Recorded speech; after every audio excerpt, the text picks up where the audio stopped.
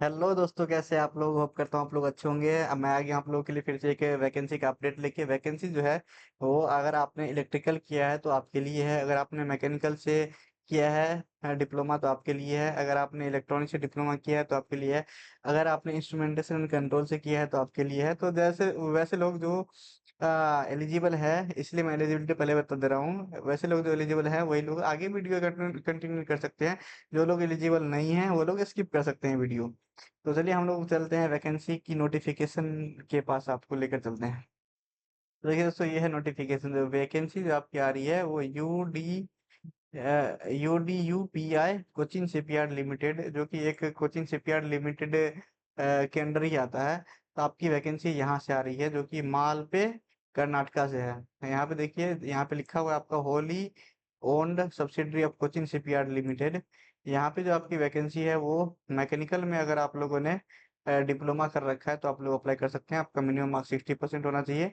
अगर आप लोगों ने इलेक्ट्रिकल से डिप्लोमा किया है तो अब आप लोग अप्लाई कर सकते हैं। आपके पास भी 60% मार्क्स होना चाहिए। यहाँ पे इलेक्ट्रिकल लिखा है, लेकिन आगे मैं आप लोगों को बताऊंगा कि इसमें इलेक्ट्रॉनिक्स वाले भी अप्लाई कर सकते हैं और इंस्ट्रूमेंटेशन वाले भी कैसे अप्लाई कर सकते हैं। और ये इस वैकेंसी इस बात को कैसे सेटिस्फाई करता है वो मैं बताऊंगा आप लोग को। यहाँ पे देखिए, डिप्लोमा मैकेनिकल में आपकी जो है 12 सीट है, और डिप्लोमा इलेक्ट्रिकल में आपकी सीट जो है वो 4 है, यानी कि टोटल 16 पदों पे ये वैकेंसी आप लोगों की निकल के आ रही है।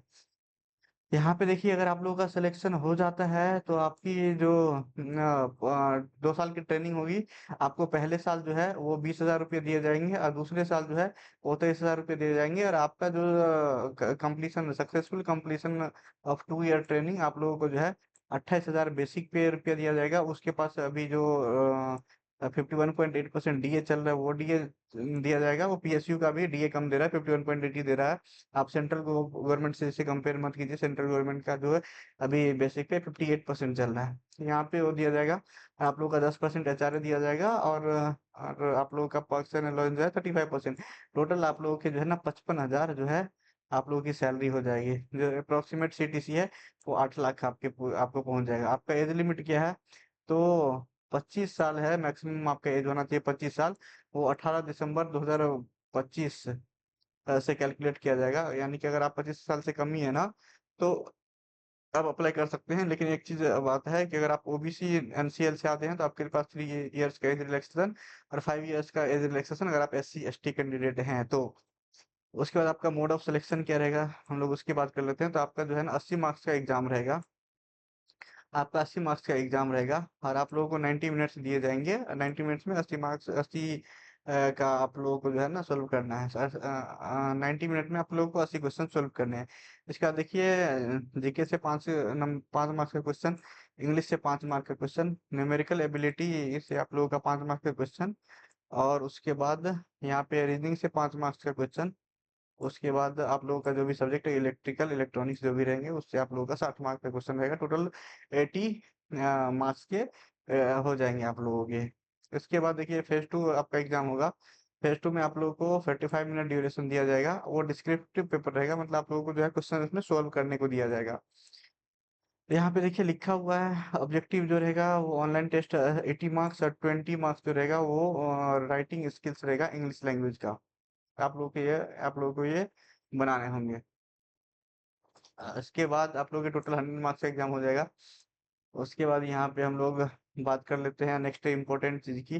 तो देखिए यहाँ पे दोस्तों, मैकेनिकल, अगर मैकेनिकल में कैसे कौन कौन अप्लाई कर सकते हैं, तो जिन लोगों ने प्रोडक्शन इंजीनियरिंग, ऑटोमोबाइल इंजीनियरिंग, मैका electronics engineering, tool and die making, marine engineering और इंडस्ट्रियल इंजीनियरिंग से डिप्लोमा किया है, वो लोग भी अप्लाई कर सकते हैं। इलेक्ट्रिकल से कौन लोग अप्लाई कर सकते हैं?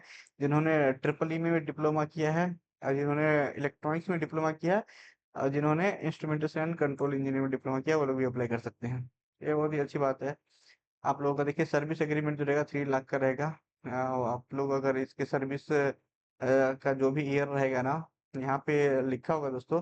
यहाँ पे देखिए 5 ईयर है। अगर 5 ईयर से पहले आप लोग इसका जॉब छोड़ देते हैं तो आप लोग को 3 लाख रुपीज जो है एज अ पेनल्टी देना पड़ेगा। उसके बाद ही आप लोग छोड़ सकते हैं। एप्लीकेशन फी आप लोगों को 600 रुपया लगेगा, और SC ST कैंडिडेट के लिए जो है कोई भी एप्लीकेशन फी नहीं है। ये लोग भी आप लोग याद रखेंगे। अप्लाई कैसे करना है, तो देखिए ये पोर्टल दिया है, इस पोर्टल पे जाके रजिस्टर करना है। उसके बाद आप लोगों को प्रोसीड करना है आगे। तो यही थी दोस्तों हमारी आज की वैकेंसी, लेकिन इसमें एक बहुत ही इम्पोर्टेंट चीज़ है वो मिस हो गया, आई थिंक मैं आप लोगों को बताता हूँ। इम्पोर्टेंट चीज़ इसमें ये है, कहाँ गया, मुझे थोड़ा ढूंढना पड़ेगा दोस्तों। आप लोग देखिए किधर मिलता है क्या। हाँ, यहाँ देख लीजिए, मेथड ऑफ सिलेक्शन में लिखा है कि only candidate who are domicile of Karnataka shall be considered for shortlisting of candidate. तो वैसे लोग जो कर्नाटका के हैं वही शॉर्टलिस्टिंग में कैंडिडेट, शॉर्टलिस्ट कर सकते हैं, हो पाएंगे, शॉर्टलिस्ट कैंडिडेट बन पाएंगे। तो ये एक डिसएडवांटेज है दोस्तों इसका, लेकिन क्या करें, चलिए जो लोग कर्नाटका के हैं वही अप्लाई कीजिए।